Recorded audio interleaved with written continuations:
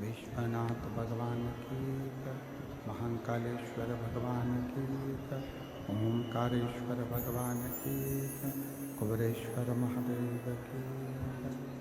हर हर महादेव, हर हर महादेव, हर हर महादेव, हर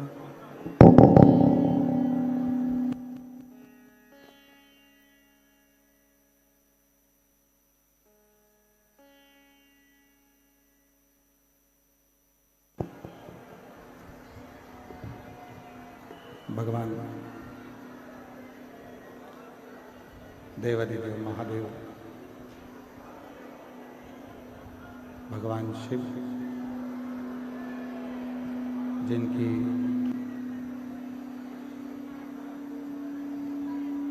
पुनीत पावन पवित्र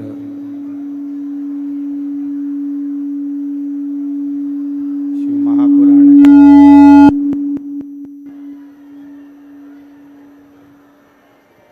भगवान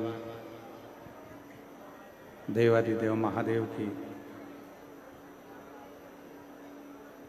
पवित्र पावन धरा त्रिवेणी का संगम, जहाँ बैठकर भगवान शिव की पवित्र पावन शिव महापुराण की कथा श्रवण करने का सौभाग्य बाबा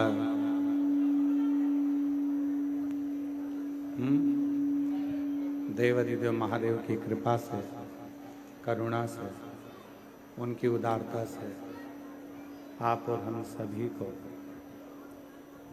प्राप्त हुआ है।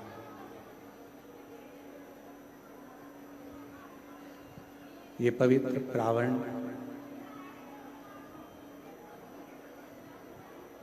त्रिवेणी का तो संगम है ही, पर त्रिवेणी के संगम के साथ में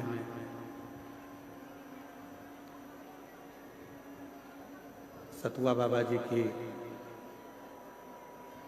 पवित्र गोद में बैठकर ये पवित्र शिव महापुराण की कथा श्रवण करने का सौभाग्य आप और हमको प्राप्त हो।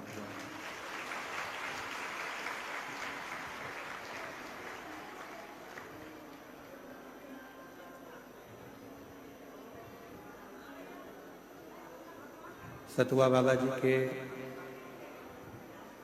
इस पवित्र पावन सेवा शिविर में वर्तमान पीठ पर सतुआ बाबा जी की वर्तमान गादी पर विराजमान जगत गुरु महामंडलेश्वर श्री संतोषाचार्य जी महाराज सतुआ बाबा जी,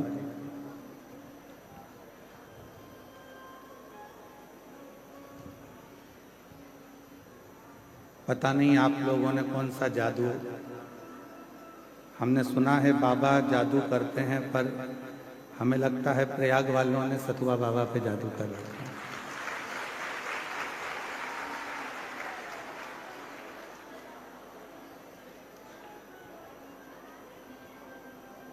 हमारी इतनी व्यस्तता होने के बाद भी बाबा जी ऐसा कोई दिन नहीं छोड़ते जिस दिन प्रयागराज के मेले में आने के लिए फोन ना करते। और फिर समय निकालकर इस पवित्र पुण्यमय धरा पर आना होता है। साथ में ही कथा मंडप में विराजमान चित्रकूट से रामायणी पुट्टी वाले महाराज श्री, सरल सहज आपकी अविरल भक्ति शिव के प्रति आपके चरणों को भी नमन करता हूँ। कथा के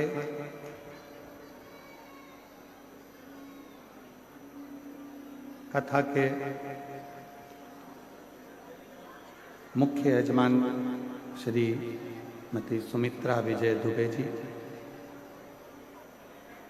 सीमा मदन दुबे जी, अंजलि कपिल दुबे जी, शिवांगी सचिन तिवारी जी खुरई मध्य प्रदेश से हैं। एक बार इनके लिए जोरदार ताली बजाकर स्वागत वंदन। जहाँ बैठे हों यजमान परिवार खड़े हो जाए। यजमान कहीं बैठे हैं तो खड़े हो जाए। बहुत बहुत साधुवाद आपको। एक बार सुमित्रा विजय दुबे जी के लिए, सीमा मदन दुबे जी के लिए, अंजलि कपिल दुबे जी के लिए, शिवांगी सचिन तिवारी जी के लिए, खुरई मध्य प्रदेश से पधारे हैं। एक बार जोरदार ताली बजाकर उनका साधुवाद, जिन्होंने इस पवित्र कथा का यजमान पद ग्रहण किया। एलईडी चालू करिए। एलईडी वाले पीछे की एलईडियां चालू करें।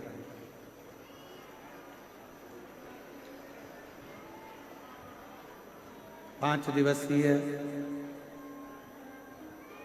शिव महापुराण की कथा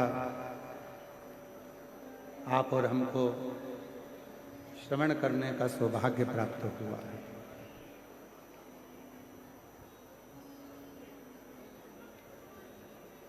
इन 5 दिनों में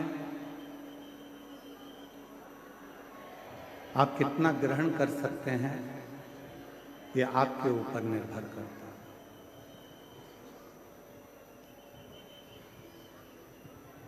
त्रिवेणी के तट पर आए और सिर पे गंगा का लोटा तो भरकर ले गए, पर गंगा जैसी शीतलता लेकर नहीं गए, तो यहाँ पर आना आपका व्यर्थ हो गया।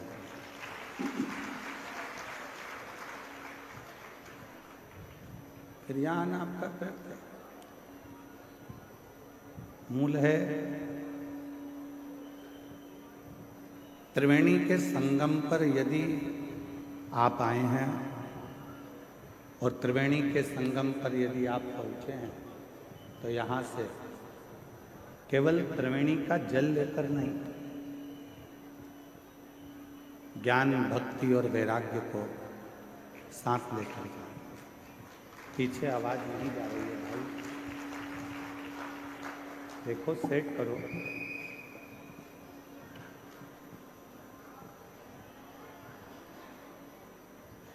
त्रिवेणी का तट, त्रिवेणी का संगम तट, ये हमको आपको एक ऐसा उपदेश देता है।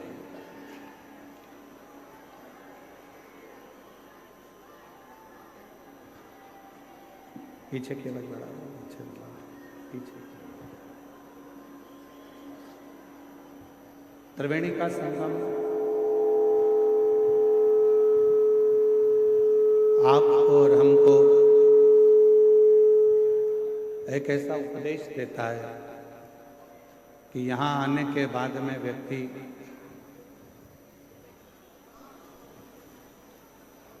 तीन चीजों को पवित्र कर जाता है।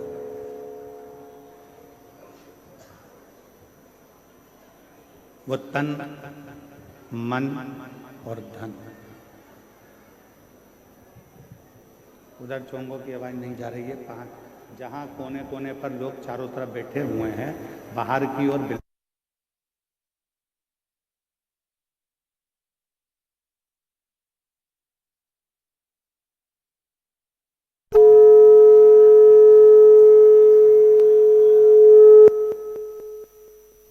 त्रिवेणी का संगम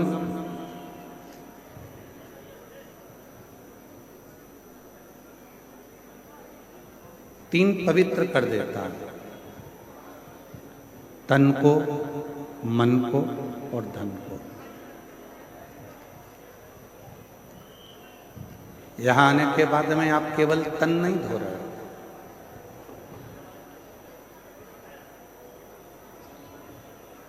यहां पहुंचने के बाद केवल तन नहीं धोया जा रहा है, यहां आने के बाद में मन भी धोया जा रहा है और धन की शुद्धि भी हो रही है। स्पीकरों को बढ़ाइए, स्पीकरों को, जिससे उधर भी कोने में आवाज सभी जगह पहुंचे। स्पीकर की आवाज कम है। हाँ तो देखो उसको, क्यों नहीं आवाज जा।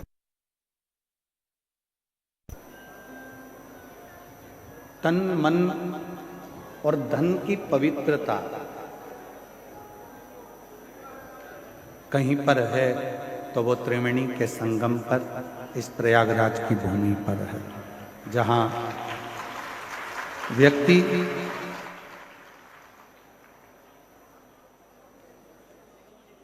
भक्ति को भी प्राप्त करता है,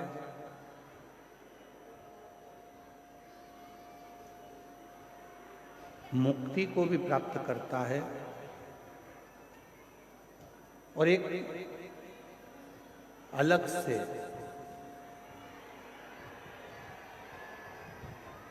एक तेज पुंज, एक शक्ति। शंभू, आशीष इधर बोलो, सब लोग परेशान हो रहे हैं। इधर अंदर का साउंड क्यों नहीं खुल रहा, कारण क्या है?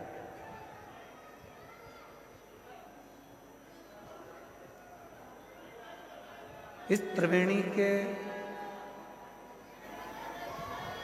एलईडी वालों से निवेदन है, कृपया एलईडियां चालू करें। प्रांगण की जितनी एलईडी लगी हैं सब चालू करें बीच बीच में। और साउंड वाले भैया थोड़ा साउंड का खोल के रखो। त्रिवेणी का तट एक अलग से ऊर्जा प्रदान करता है। त्रिवेणी का तट एक अलग से बल प्रदान करता है। और हम फिर निवेदन करेंगे कि सारी दुनिया में आप शिव महापुराण की कथा को श्रवण करते हो और यदि त्रिवेणी के घाट पर बैठकर ये कथा सुनते हो तो तीन चीजें तो मेरा त्रिगुणाकार, त्रिकालदर्शी, त्रिनेत्रधारी, त्रिपुंडधारी, त्रिशूलधारी और त्रिनेत्रधारी भगवान आपको दे ही देगा। बोल बम का नारा है, सारी समस्या का हल श्री शिवाय। त्रिवेणी के संगम पर त्रिकालदर्शी, त्रिनेत्रधारी, त्रिपुंडधारी, त्रिशूलधारी, त्रिलोकी के नाथ देवाधिदेव महादेव की कथा सुनकर हम भी यहां से तीन चीजें लेकर जाएंगे। एक लेकर जाएंगे मन की शांति,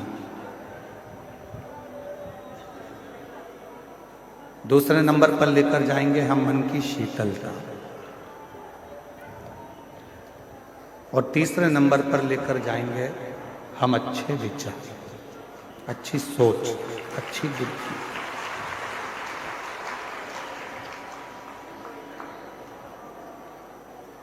क्यों?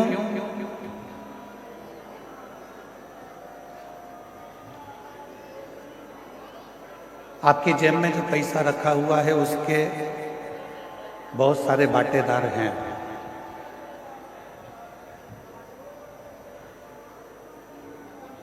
आपकी अलमारी में जो पैसा रखा हुआ है उसके भी बहुत सारे हिस्सेदार हैं।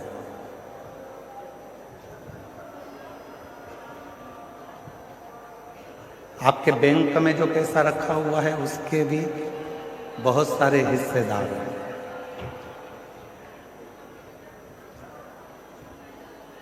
आपका प्लाट है उसके भी बहुत सारे हिस्सेदार हैं। आपका मकान है उसके भी बहुत सारे हिस्सेदार।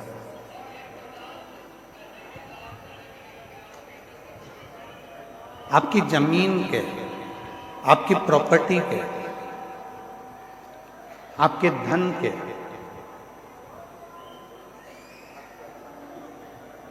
आपकी संपदा के, आपके स्वर्ण के, चांदी के, बर्तन के, कपड़े के बहुत सारे हिस्सेदार हैं।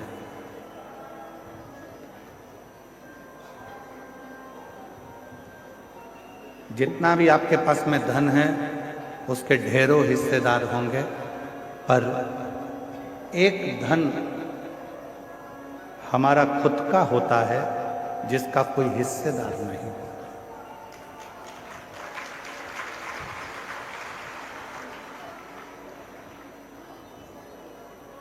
सब धन के हिस्सेदार हैं, पर एक धन है, उस धन का कोई हिस्सेदार होता ही नहीं है। वो धन है आपका दुख, आपकी तकलीफ, आपका कष्ट, आपकी बीमारी, आपका रोग। वो धन एक ऐसा धन है जिसका कोई भी हिस्सेदार नहीं बनता। हम आपसे पूछें, प्रयागराज में आई हुई मेरी जीजियों से, मेरे जीजाओं से, मेरी बेटियों से, बेटाओं से, मेरे बुजुर्ग माँ बाप से मैं एक प्रश्न करूं। आपकी कमर में दर्द होता है तो उसका कोई हिस्सेदार होता है क्या? आपके सिर में दर्द होता है तो उसका कोई हिस्सेदार होता है क्या? आपके पलंग के तकिए के नीचे अगर कोई 500 के नोट की गड्डी रखी है तो उसके बहुत सारे हिस्सेदार हैं।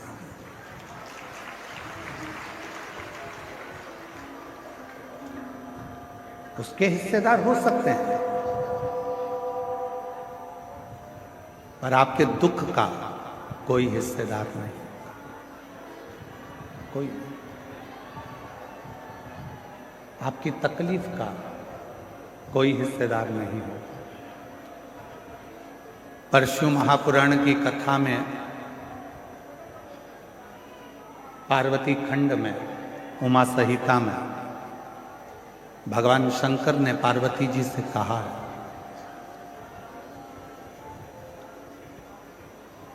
कि दुनिया के लोगों के धन के हिस्सेदार बहुत होंगे, दुनिया के लोगों की प्रॉपर्टी के हिस्सेदार बहुत होंगे, दुनिया के लोगों की संपदा के हिस्सेदार बहुत होंगे, पर पार्वती जो मेरे शिवलिंग पर एक लोटा जल समर्पित करता है उसका दुख का कोई हिस्सेदार नहीं होता, पर जब वो पवित्र मन से मेरे ऊपर एक लोटा जल समर्पित करता है तो उसका दुख का हिस्सेदार मैं स्वयं हूं। उसके दुख का कोई हिस्सेदार होगा तो वो शिव होगा।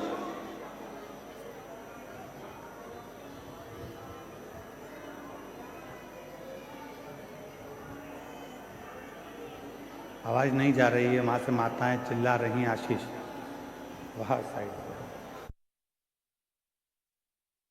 उनके दुख का हिस्सेदार मैं स्वयं हूं।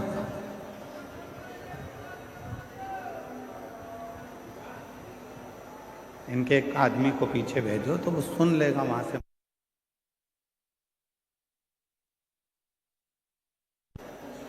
दुख का हिस्सेदार शिव कह रहे हैं कि जब कोई एक लोटा जल समर्पित करता है, जब कोई एक लोटा जल मुझे देता है, तो वो जब दुखी होता है तो उसके दुख का निवारण करने के लिए मैं स्वयं उसके दरवाजे पर पहुंचकर उसके दुख को काट देता हूं।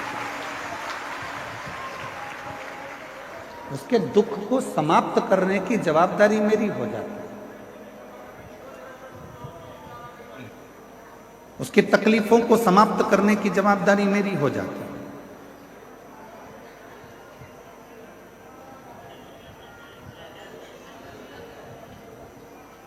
और मेरा तू ही तो हमदर्द है, जिसे हर दर्द कहता हूँ।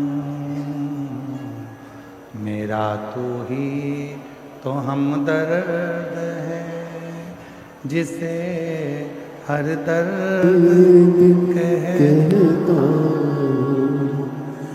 दुनिया के आगे प्रभु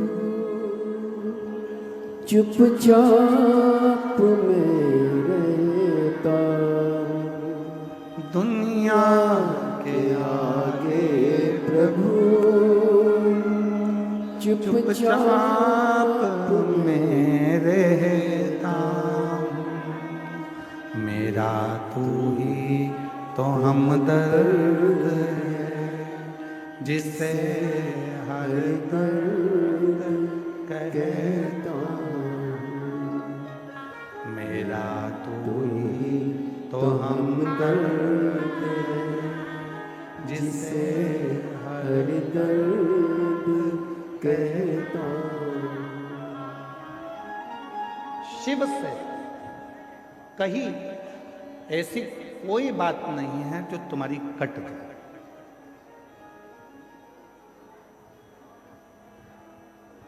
शिव जी से करी हुई प्रार्थना ऐसी कोई नहीं है जो तुम्हारी प्रार्थना को शिव स्वीकार ना करे, शंकर स्वीकार ना करे।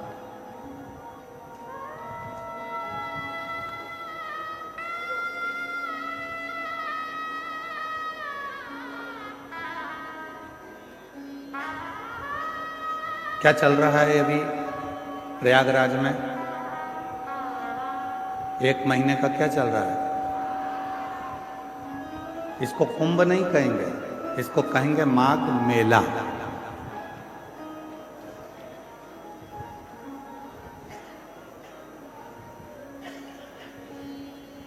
रामचरितमानस में भी इसका वर्णन है। संत आते हैं, निवास करते हैं, 1 महीना रुककर सत्संग करते हैं और फिर चले जाते हैं।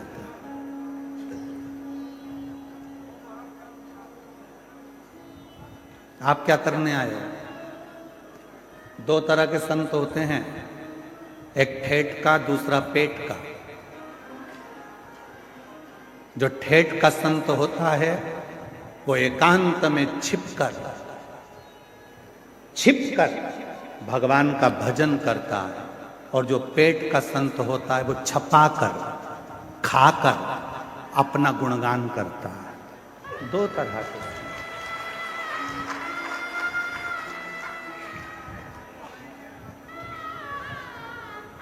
एक छपाकर खुश होता है, एक छिपकर खुश होता है।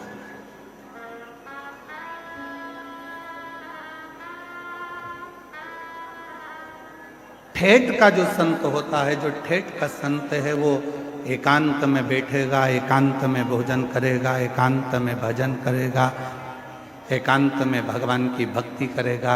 इसलिए जितने कल्पवासी हैं जो यहाँ कल्पवास करने के लिए आए हैं, वो ये नहीं देखते कि मेरे कमरे में जिस टेंट में मैं रह रही हूँ उस टेंट में हीटर लगा है कि नहीं लगा। जो कल्पवास करने वाले हैं वो ये नहीं देखते कि मेरे टेंट के अंदर अच्छी व्यवस्था है कि नहीं। जो कल्पवास करने वाले हैं वो ये देखते हैं, वो ये भी नहीं देखते कि मेरा टेंट बिल्कुल रोड के किनारे है कि नहीं। जो कल्पवासी होते हैं वो कोने में एकांत में छुपकर अपना तंबू लगाकर उसमें बैठकर राम नाम कृष्ण नाम शिव नाम भजते हैं, छिपकर रहते हैं, छपाकर नहीं, सामने आकर नहीं। क्यों हमारे शास्त्रों में कहा गया कि संत साधु गुरुजन तपस्वी जन, साधु सन्यासी तपस्वी जन जंगल में जाते थे, वन में जाते थे, तपस्या करते थे, वन में जाकर छिपकर बैठ जाते थे, तप करते थे, जहां कोई ना आए वहां संत जाकर, साधु जाकर, गुरुजन जाकर, तपस्वी जन जाकर साधना करते, तप करते थे, साधना करते थे। तो क्या पहले के संत शहर में जाकर तप नहीं कर सकते थे जिससे लोग हमको देखें? क्या पहले के संत शहर में पहुंचकर क्या अपना प्रचार करने का प्रयास नहीं कर सकते थे कि हमको देखें लोग, हम इतनी साधना कर रहे हैं, हम इतना तप कर रहे हैं, हम इतना व्रत कर रहे हैं, लोग हमको देखें, सोशल मीडिया पे डालें, लोग हमको पहचानो? क्या पहले के संत शहर में जाकर तप कर कर दुनिया को नहीं दिखा सकते थे? पर उनको मालूम है छपाकर सामने आकर यदि भगवान को पाने का प्रयास करूंगा तो मेरा भोले भंडारी कभी नहीं मिलेगा। छिपकर एकांत में बैठकर चुपचाप से जाकर एक लोटा जल चढ़ाकर अपने जीवन को सार्थक कर लूंगा तो मेरा कुबेर भंडारी मिल जाएगा, शिव मिल जाएगा।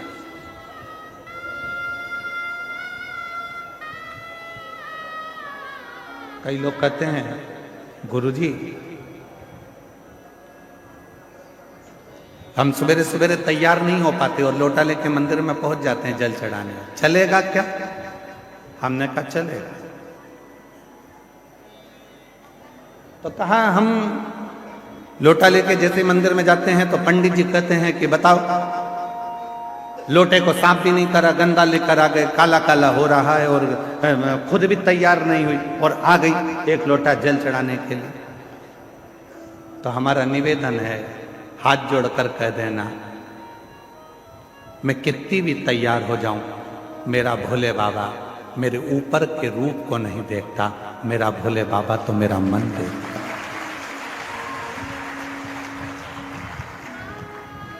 मेरा शिव, मेरा शंकर, मेरा ओघड़दानी कभी ऊपर का रूप देखा ही नहीं।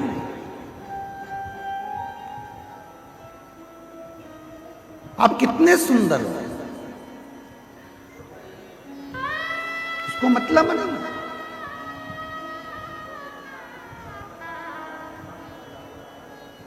वो नहीं देखेगा। तुम्हारी जितनी भी डिग्रियां हैं ना, इंजीनियर की, डॉक्टर की, कलेक्टर की, आईजी की, डीआईजी की, कमिश्नर की, पुलिस की, इंजीनियर की, तुम्हारी जितनी डिग्रियां, सारी डिग्रियां केवल पृथ्वी पर देखी जाएगी। वहां तो केवल एक डिग्री देखी जाएगी, तूने पृथ्वी पर जाकर पुण्य कितना करा है, सत्कर्म कितना किया, भजन कितना किया, नाम जाप कितना किया, स्मरण कितना किया, कीर्तन कितना किया, मंत्र जाप कितना किया, वो डिग्री उस परमात्मा के यहां देखी है।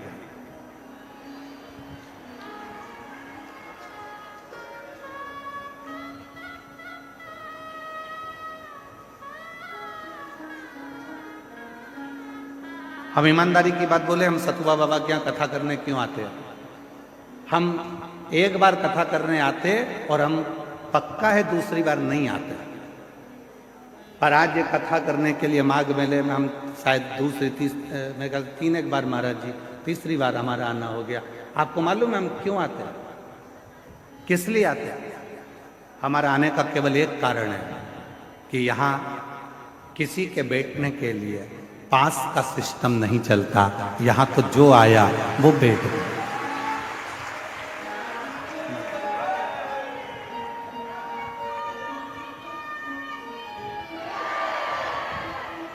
यहाँ हमारा आने का केवल एक कारण है कि यहाँ बहुत सारे बैरिकेड बनाकर, ये नहीं कि जिसने धन दिया वो आगे बैठेगा, जिसने कम दिया वो राइट में बैठेगा, और कम दिया तो वो लेफ्ट में बैठेगा।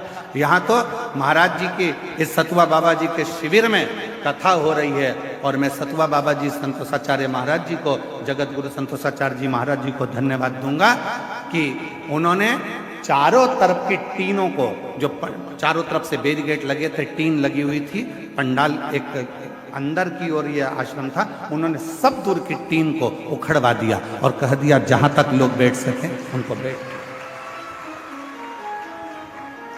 यहां धन की मूलता नहीं देखी गई कि तुमने पैसा दिया तो तुम आगे आकर बैठोगे, तुमने धन दिया तो तुम आगे आकर बैठोगे। यहां कोई बैरिकेड की सुविधा नहीं होती है, यहां पर कोई अलग से स्थान नहीं बनता कि तुम्हारे गले में पास दिया जाए और तुम पास लेकर फिर इस कथा में जाकर बैठो।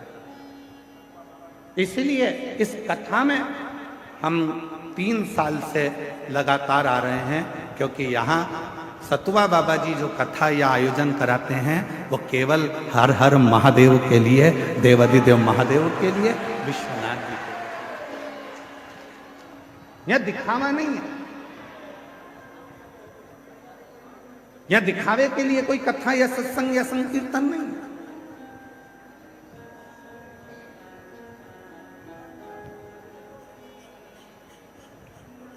यहां तो केवल आपकी अविरल भक्ति, आपका भजन, स्मरण, कीर्तन और मंत्र,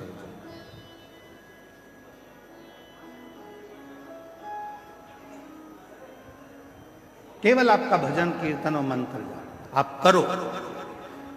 5 दिन आप और हम हैं, निवेदन है इन 5 दिन में सतुआ बाबा जी के शिविर में आप जितनी देर बैठकर भजन कर सकते हैं उतना भजन करें। त्रिवेणी के संगम पर बैठकर जितना स्मरण कर सकते हैं करें। त्रिवेणी के जितना करना,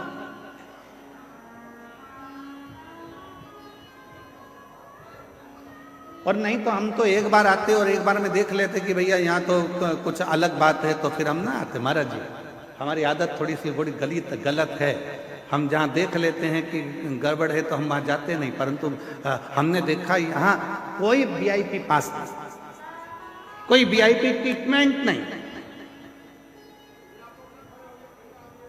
और आप लोग यहाँ पंडाल में रात्रि को रुके हो गए, आपसे किसी ने कहा कि 500 रुपये दो, जम के बोलो जरा। नहीं, किसी ने आपसे कहा कि 1000 रुपये दो आगे बैठने का, कोई नहीं। इसीलिए हमारा मन सतुआ बाबा जी के इस शिविर की ओर हर साल खींच कर लेकर आ जाता है और यहाँ कथा करा। महाराज ये भाव आप, और मैं आपको इस चीज के लिए धन्यवाद दूंगा, जितनी सरलता आप में इतने वर्षों में हम दर्शन कर रहे हैं, आपकी ये सरलता पूरी जिंदगी भर रहे और आपका स्नेह सफर, ये अविरल भक्ति, इसको भक्ति कहते हैं, इसको विश्वास कहते हैं, इसको भरोसा कहते हैं, दृढ़ता। शिव क्या है? मेरे शंकर भगवान के यहां पर भगवान नारायण भी अगर आए हैं तो शिव जी के सम्मुख में आकर खड़े होकर लक्ष्मी जी भगवान नारायण से कहती हैं कि आप भगवान शंकर को कुछ देकर प्रसन्न कर लीजिए।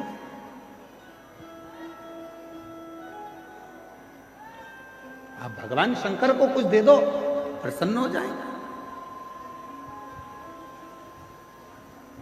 ब्रह्मा जी से स्वयं ब्रह्माणी ने कहा आप भगवान शंकर को कुछ दे दीजिए, शंकर जी प्रसन्न हो जाएंगे।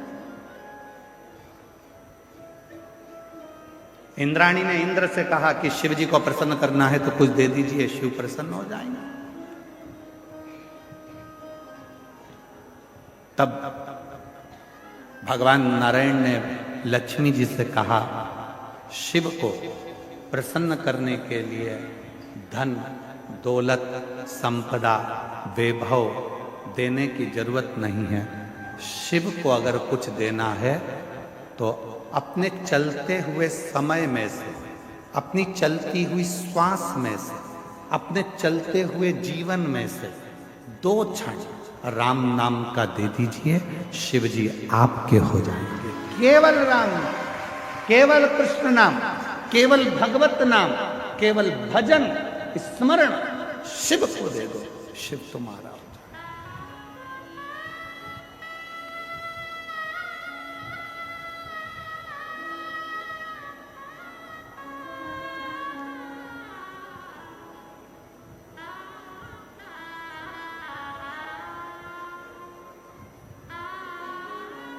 आज घूमने के लिए जाऊंगा सतुआ बाबा जी आपके साथ में, मन है मेरा। पूरे प्रयाग में मुझे घूम कर देखना है कि कौन से करोड़पति सेठ ने यहां पर भंडारे खोल के रखे। मुझे पूरे माघ मेले में देखना है कि कौन से करोड़पति सेठ ने भंडारे खोल के रखे हैं। जो दुनिया के लोग कहते हैं साधु मांगता है, जो दुनिया के लोग कहते हैं संत मांगता है, जो दुनिया के लोग कहते हैं ब्राह्मण मांगता है, जो दुनिया के लोग कहते हैं सन्यासी मांगता है, उनको दिखाना है मुझे इस आस्था चैनल पर कि संत मांगता है तो कहां ले जाकर भक्तों को खिलाता है, वो दिखाने का प्रयास करना। यहां माघ मेले में कोई सेठों ने अपने अपने शिविर नहीं लगाए। यहां माघ मेले में जो लंगोटी पहनने वाला बाबा है, जो तन पर एक वस्त्र धारण करने वाला संत है, उसने अपना शिविर लगाकर 1 महीने तक ना जाने कितने कितने हजारों भक्तों को, किसी को चाय पिला दी, किसी को भोजन करा दिया, किसी को भंडारा खिला दिया। वो तुम्हारे लिए मांगा है, वो तुम्हारे लिए लेकर आया। और मुझे माघ मेले में उस सेठ को ढूंढना है जो भंडारे कर रहा है। कि कितने लोग कहते हैं कि आज के महाराज तो लूटते हैं, आज के महाराज तो लेकर आते हैं, उनको दिखाना है। इस माघ मेले में एक एक झोपड़े में बैठा हुआ एक एक संत, एक एक साधु, एक एक तपस्वी, एक एक सन्यासी आपको खिलाने के लिए बैठा है और आशीर्वाद देने के लिए बैठा है। यहाँ लेने के लिए नहीं बैठा, यहाँ लेने नहीं आया, यहाँ देने आया।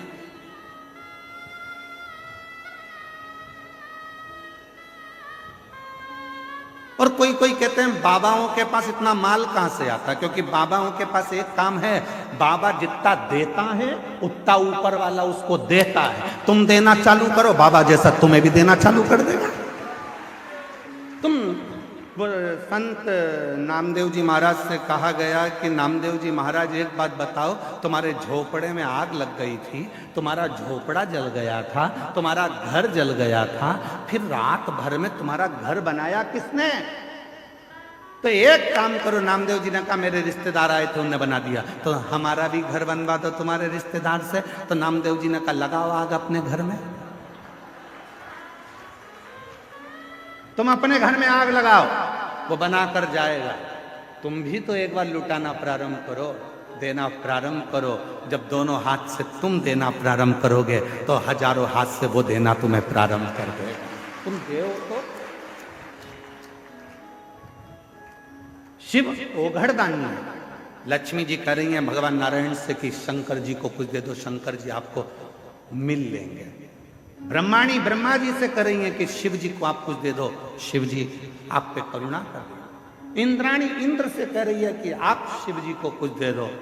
तब भगवान नारायण ने कहा शंकर भगवान को कुछ नहीं चाहिए, शिव जी तो केवल आपसे राम नाम मांगते हैं। जो राम नाम दे देता है शिव उसके पीछे पीछे चलना प्रारंभ कर देते हैं और शिव उस पर करुणा करना प्रारंभ।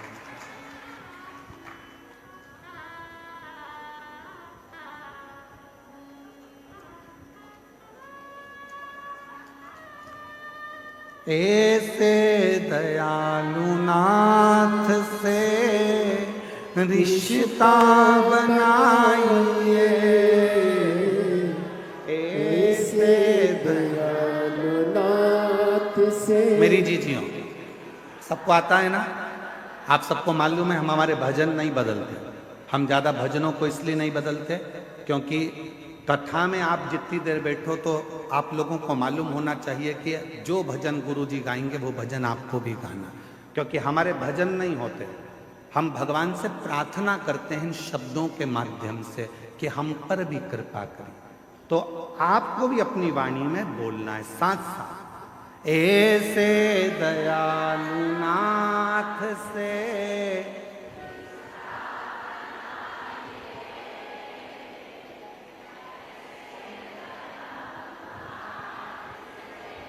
रिश्ता बनाए,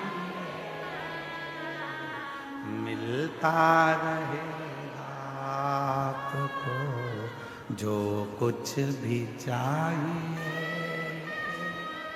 मिलता रहेगा आपको जो कुछ भी चाहिए।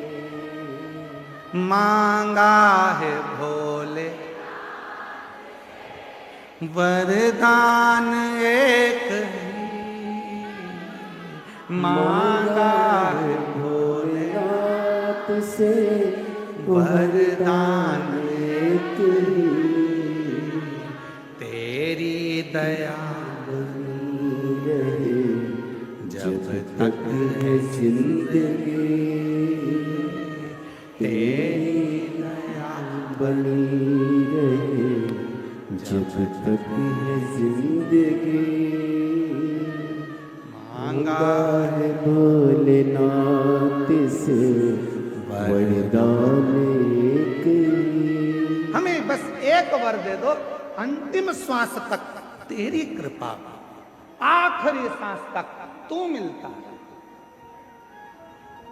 आई माघ मेले में 5 दिन की शिवपुराण सुनने के लिए आई। मैं जानती हूं कि मैं 1 महीना कल्पवास नहीं कर सकती, मेरे बच्चे छोटे हैं। मैं 1 महीना माघ मेले में नहीं रह सकती क्योंकि मेरा परिवार बड़ा है।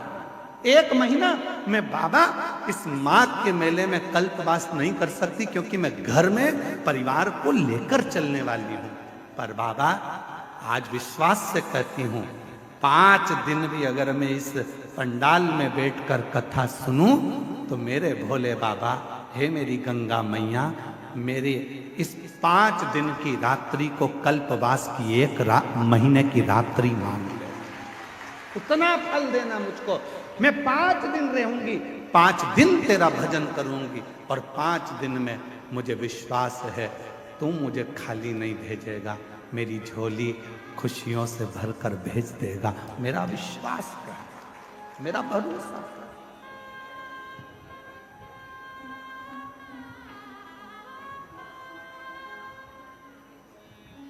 एक माँ ने अपना पत्र लिखा है कि मेरी, देखो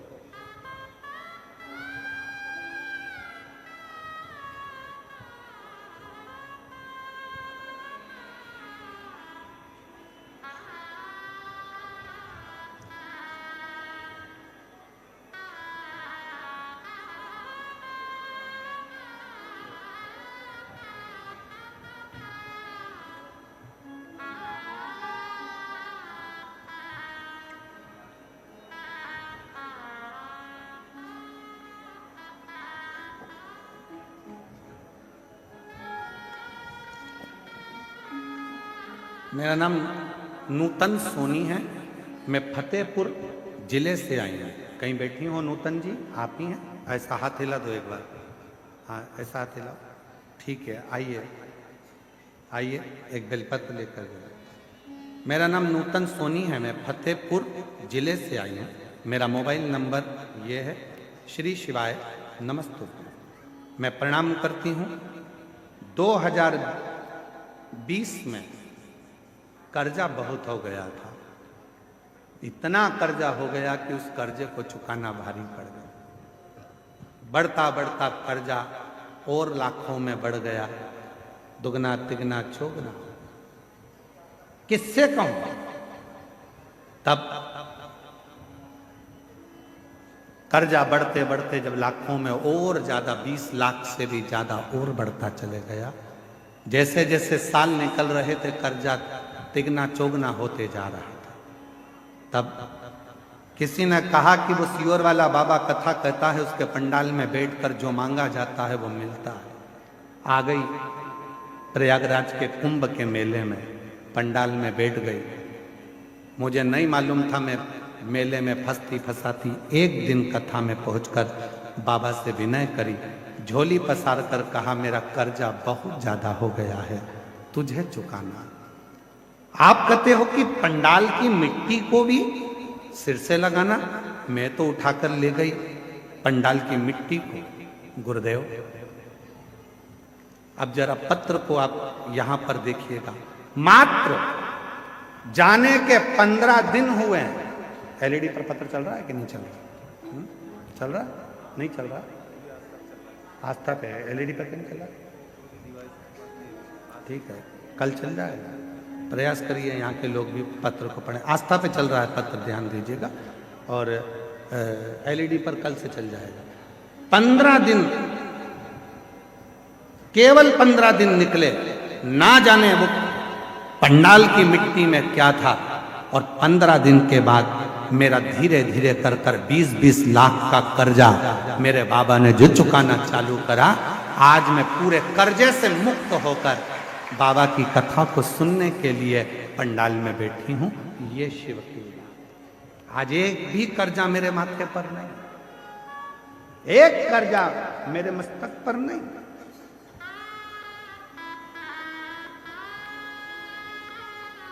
कौन देगा तुमको 20 लाख रुपए? तुम्हारे रिश्तेदार दे देंगे तुमको 20 लाख रुपए? बोलो, जम के बोलो जरा। 5 लाख दे देंगे, 10 लाख दे देंगे, 25 लाख दे देंगे। कोई तुम्हारा कर्जा चुकाने वाला नहीं होगा। कर्जे में डुबाने वाले मिलेंगे पर कर्जा चुकाने वाला नहीं होगा। और याद रखना, कर्जा तुमने किया है तो चुकाना भी तुम्हें है, मेहनत तुम्हें करना है। सियोर वाला महाराज आकर तुमको करोड़ों की गड्डी नहीं देगा।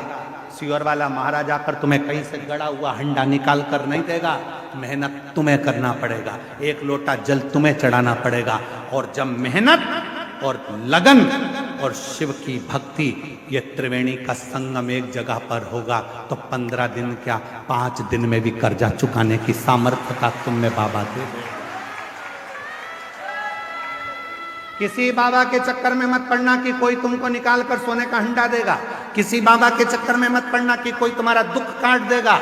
हाथ में खुजाल चली है तो तुम्हें खुजालना है, छींक तुम्हें आई है तो छींकना तुम्हें है, खांसी तुम्हें आई है तो खांसना तुम्हें है। उसी तरह कर्जा तुमने किया है तो चुकाना भी तुम्हें है। इसलिए मेहनत भी तुमको करना है, संघर्ष भी तुमको करना है, और साथ में शिव जी पर भरोसा भी तुम्हें करना है। शंकर पर भरोसा भी तुमको, कोई दूसरा नहीं। रोते नहीं है बेटा, रो नहीं, रो नहीं है। आंसू बचो पहले, उठो उठो उठो, आंसू बचो, आंसू बचो पहले, आंसू बचो। अच्छे खुश होकर जा, अब तो बाबा ने तेरे सब कर दिया। एक आंसू बच, आंसू बच, आंसू बच पहले, आंसू बचो। अच्छी खुश होकर जा। एक बार जोरदार ताली बजाओ। शिव कृपा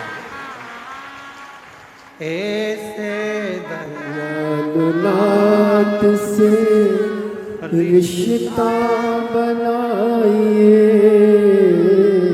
ऐसे दयालुनाथ से रिश्ता बनाइए।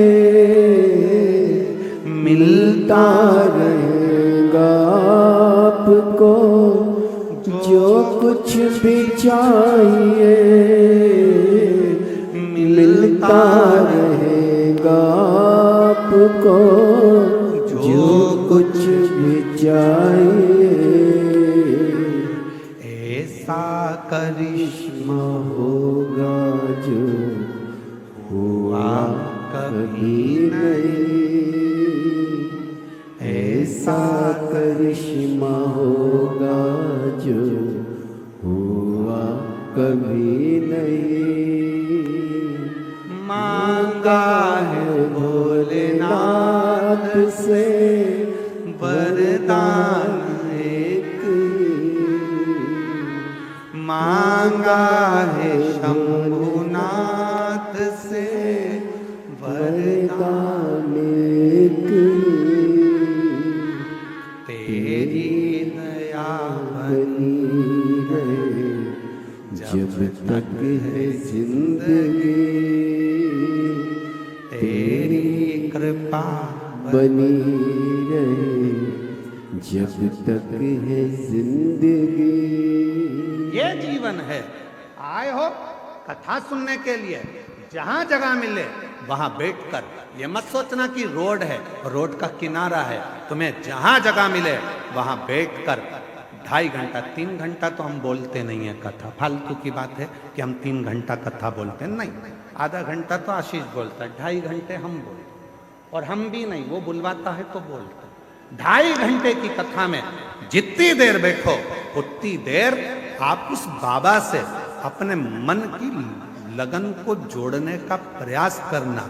ये सोचना सियोर वाला बाबा कथा नहीं कह रहा, गंगा के घाट पर, त्रिवेणी के घाट पर मेरा ओघड़ दानी कुबेरेश्वर महादेव तुम्हारी झोली भरने के लिए आया है और भर कर जाएगा, इस विश्वास के साथ कथा को श्रवण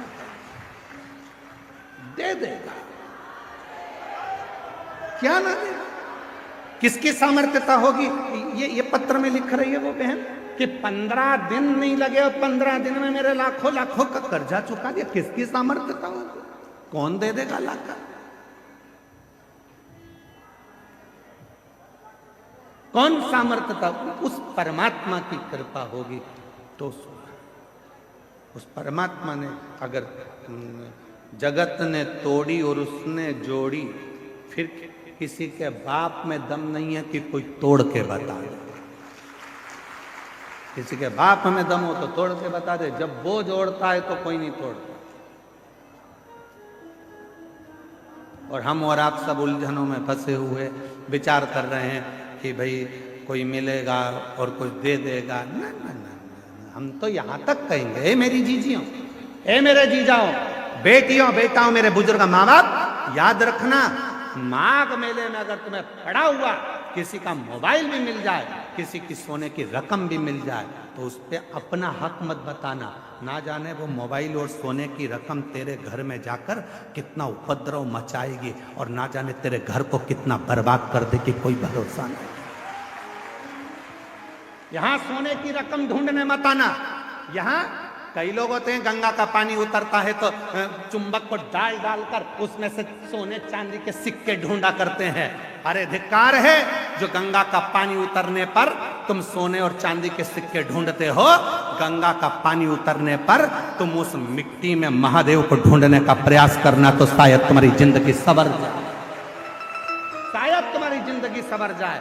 शिव महापुराण की कथा कहती है, जिस तालाब का जल कम होता है, जिस कुएं का जल कम होता है, जिस नदी का जल कम होता है, जिस सरोवर का जल कम होता है, वहां की मिट्टी को लाकर जब पार्थिव लिंग का निर्माण कर कर पूजन किया जाता है, तो उस नदी का जल स्तर जितना बड़ा होता है, उस नदी में जितना पानी पहले भरा होता है, उतना भंडार भोलेनाथ उसके घर में भरना चालू कर देते हैं। ये हमारा शास्त्र प्रमाण है।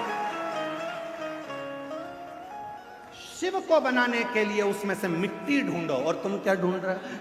चुंबक डाल के पैसा, चुंबक डाल के सिक्का, और लगे कितने हाथ में? 100, 200, 500, 1000, 2000, 1 लाख, 1.5 लाख रुपए हाथ में लगे होंगे। इससे ज्यादा क्या लगेंगे? 2 लाख लगे होंगे, इससे ज्यादा क्या लगेंगे? पर यदि उसमें से जब नदी का स्तर नीचे जा रहा था, कुएं का पानी कम हो रहा था, तालाब का पानी कम हो रहा था, जलाशय का पानी कम हो रहा था, उस समय पर वहां की मिट्टी को लाकर पार्थिव का निर्माण करते, शिवलिंग बनाकर उसकी पूजन कर कर विसर्जन कर देते, तो नदी पूर्व में जितनी भरी हुई थी उतना भंडार मेरा भोलेनाथ तेरे घर का भर देते। ये हमारा शास्त्र का है। एक बार हमने ये कथा पहले कही है, तो किसी ने पूछा, क्यों गुरुजी, उस मिट्टी में ऐसा क्या हो जाता है कि भगवान शंकर जितना उस नदी में पानी भराता है उतना भगवान उसका घर का भंडार भर देता है, उस नदी में ऐसा क्या हो जाता है, उसकी मिट्टी में ऐसा क्या हो जाता है? तो शिव महापुराण की कथा में आता है, कृष्णेश्वर महादेव की कथा। 12 ज्योतिर्लिंग में से 12वां ज्योतिर्लिंग सुधर्म नाम के ब्राह्मण की 2 धर्म पत्नी थी, भूष्मा और सुदेहा।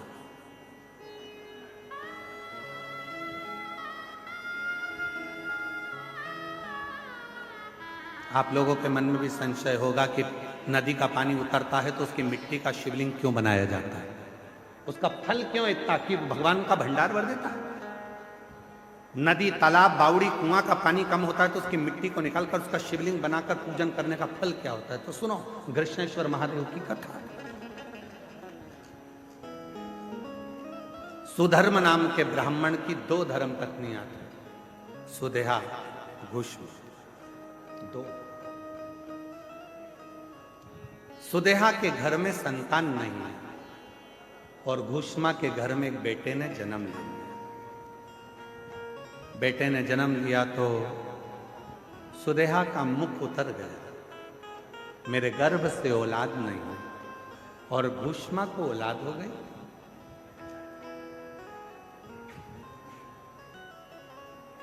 सुधर्म ने अपनी पत्नी घुष्मा से कहा कि तेरे गर्भ से यदि एक बच्चा हो सकता है तो तेरे गर्भ से और भी बच्चे जन्म ले सकते हैं। तेरा जो बेटा है इस बेटे को तू सुदेहा को दे।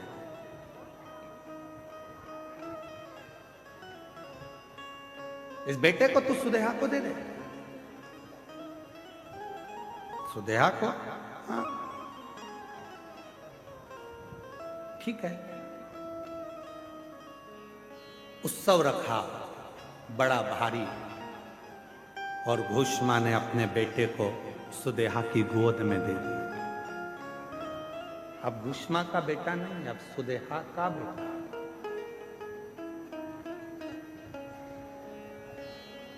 सुदेहा का बेटा। धीरे धीरे बच्चे को पाल पोस कर सुदेहा ने बड़ा किया। वो बच्चा जब बड़ा हो गया, उसका विवाह हो गया, बहू घर में आ गई।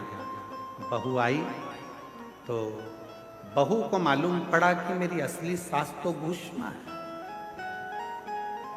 सुदेहा की गोद में मेरे पति को दिया गया, पर सास तो घुष्मा। अब वो सुदेहा को कम मानती है और घुष्मा को ज्यादा मानती है।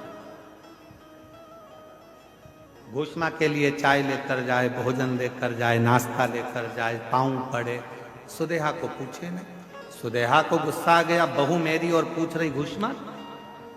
बेटा ही नहीं रहेगा तो बहू किस काम की? रात को सोया था बेटा, बहू गई थी मायके और बेटा सोया था। तभी सुदेहा ने अपने बेटे के तलवार से काट काट के टुकड़े कर दिए, कपड़े में बांध लिए, सिर पे पोटली रखी, तालाब में फेंक। तालाब में फेंक, एक बावड़ी में, एक तालाब में। उस टुकड़े करे हुए शरीर को जब फेंका, सुदेहा आ गई। समय निकला, तालाब का जल नीचे जा रहा था और घुष्मा उसी सरोवर की मिट्टी को लाकर उसका शिवलिंग बनाकर पूजन कर मिट्टी के शिवलिंग को, पार्थिव शिवलिंग को सिर पे रखकर चली और तालाब में विसर्जन करने चली। मन में आया, बाबा बहुत दिन से मैंने अपने बेटे को नहीं देखा, ना जाने बेटा कहां चले गया, दिखता ही नहीं। बस वो पार्थिव शिवलिंग तालाब में गया। थोड़े से पानी में, जो पानी का स्तर गिर रहा था, टुकड़े टुकड़े हुए बेटा कई दिन पहले मरा था, वही बेटा तैरता हुआ बाहर निकल कर आ गया।